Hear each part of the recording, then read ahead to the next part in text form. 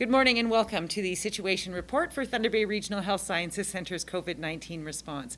Today is Tuesday, November 24th, and I am here today with media partners. Thank you so much for being here. So we have a little bit of a different format than usual. Dr. Kennedy will make a statement, and that will serve as our Situation Report video for today. So without further ado, I would like to introduce Incident Manager Dr. Stuart Kennedy. So good afternoon, and thanks, Tracy. If you read the situation report yesterday, we had one person in the ICU COVID-19 positive, and we had 2 on the units. As of this morning, we have 2 COVID positive 19 individuals on our nursing care units, and we have none in ICU. Unfortunately, one of our COVID-19 patient passed away last evening, and certainly our condolences go out to the family and the friends of this individual, and it's been sort of distressing and difficult for the family at this point in time with a COVID positive 19 patient. Certainly our staff are taking it again more difficult because it's an unfortunate event, but this is happening all throughout Ontario with the increase of COVID-19 in our communities. As you know, there's a steady increase of COVID-19 in our community. Right now, the health unit reports 78 active cases in the area, and certainly at this point in time, as I said before, we have 2.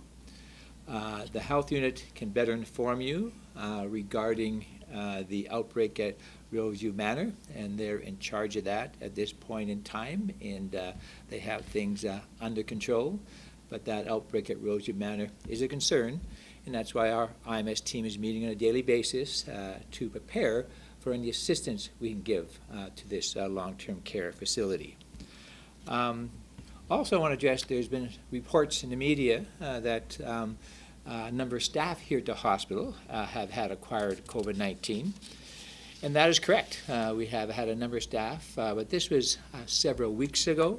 Certainly, if I recall, I think the end of October or early November, we had those staff confirmed.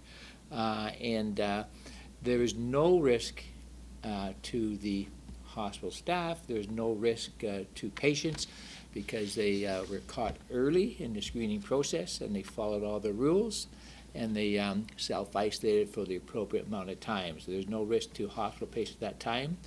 We as an IMS team met with all the affected areas, had a good talk with the staff involved, and certainly PPE was worn, so there's no one really had to go off work for a period of time because they were all wearing PPE and they were all protected.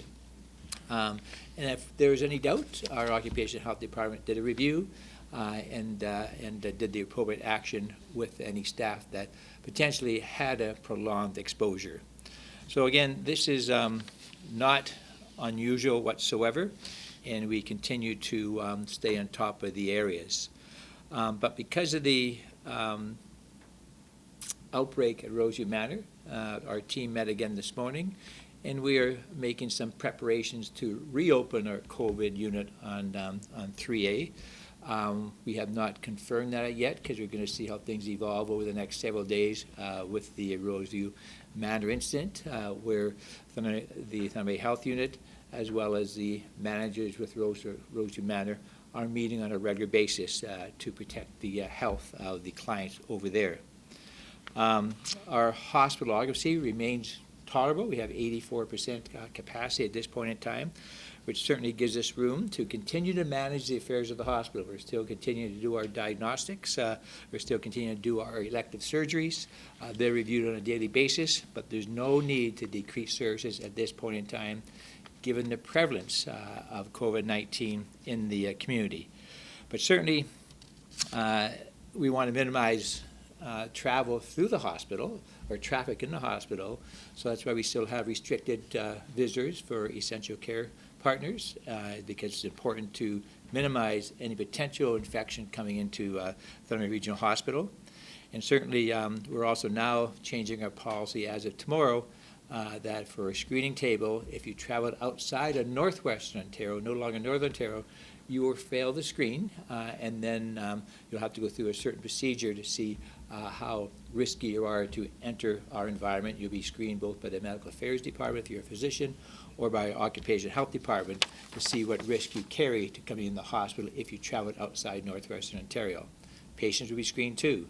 We're not declining service whatsoever. They'll be screened, and appropriate sort of PPE will be worn if they need urgent care. But if you don't need urgent care, we still recommend you to contact your primary care provider and not be coming into the hospital for non-urgent care. Again, this is an important restriction to consider. Now that Christmas season is coming, we expect travelers coming up from high-risk areas to Thunder Bay. We discourage any non-essential travel, both outside of Northwestern Ontario or inside Northwestern Ontario.